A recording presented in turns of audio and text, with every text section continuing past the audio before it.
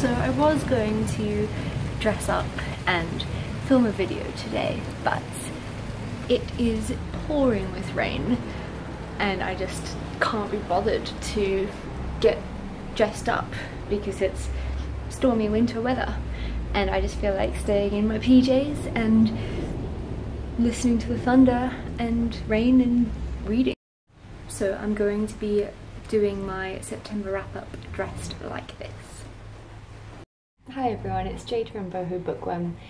September was a bit of a quiet reading month for me because I finally had some work. I got a temporary day work position on a yacht as their cook and their stew, and I went travelling from Palma to Ibiza, and from Ibiza we took the boat to Barcelona and got to explore a little bit and do a little bit of travelling, so it was really fun.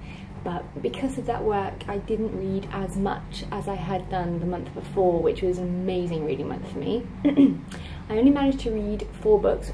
My tea's still too hot. I managed to read 4 books in the month of September, which I think, considering I was working, was good going. This is the stack that I managed to get through. The first book that I finished was All the Right Places by Jennifer Niven. I've already done a full review and chat about this book, both an individual video purely for this book, and also I spoke about it in depth on my top 5 books that I have read so far since moving to Europe.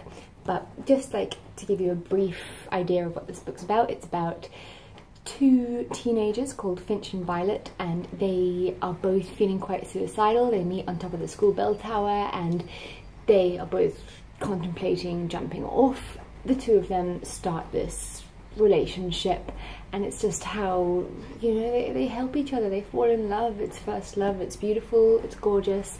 5-star review from me.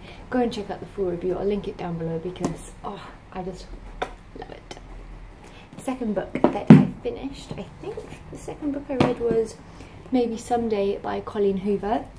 It's the first Colleen Hoover book that I have read, and I was really excited to get into her work because I'd heard so many amazing things about her stuff, but I'd just never been able to find any of her work in the shops in South Africa. So once I decided that I was going to rape my credit card and discover the joys of Amazon, I got Colleen Hoover book.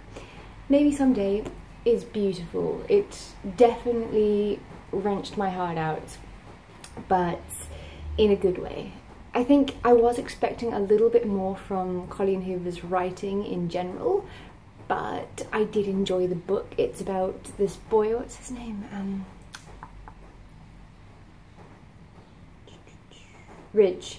Ridge is deaf, and he has this really massive passion for music, but that's kind of strange because he's deaf, you know, kind of like It's All Gone Pete Tong, the DJ from Ibiza.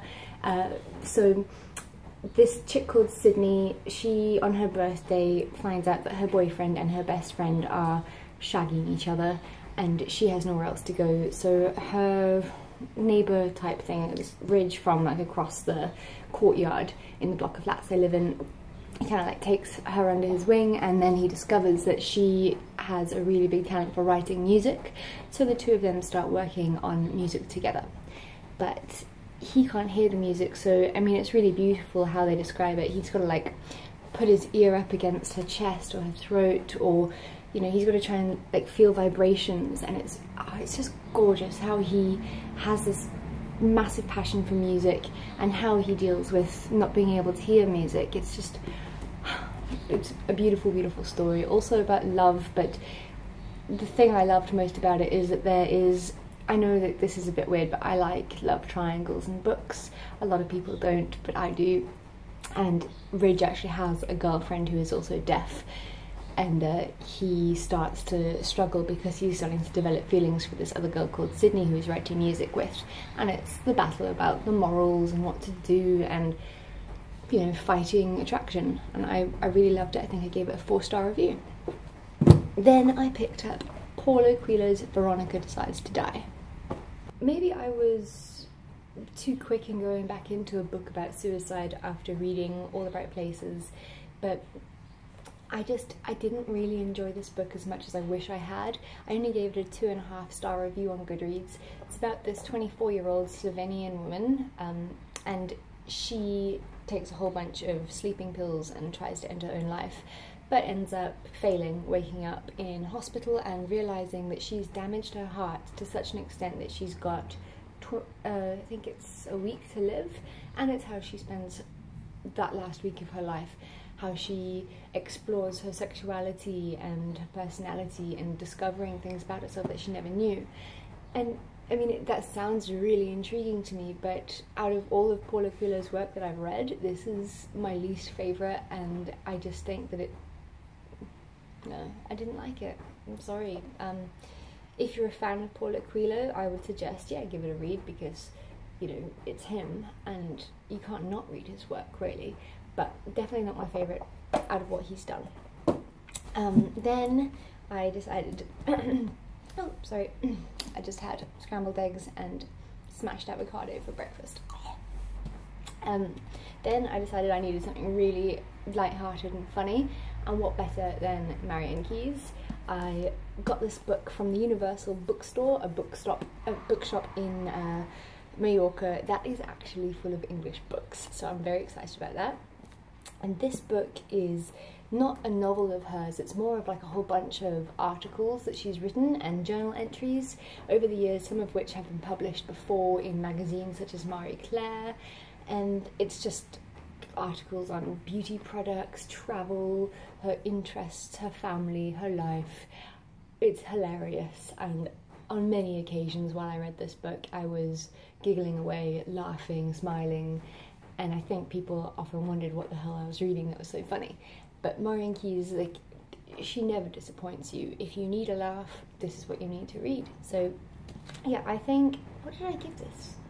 I think I gave it a 4-star review. Let me just check. Yeah, 4-star review. I don't know why I didn't give it a 5-star review. I guess it's the kind of book that, because it's all articles, you could pretty much read another book, a novel, while you're reading this one as well, and just pick this one up sporadically whenever you feel like it.